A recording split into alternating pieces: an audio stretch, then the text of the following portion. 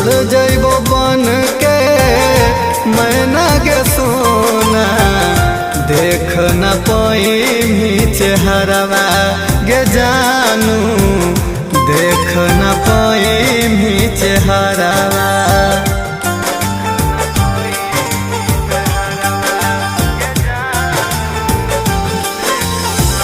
हो तो पिंडदान गे सोन हमर जान गे, राख देखे अहे नैहरवा।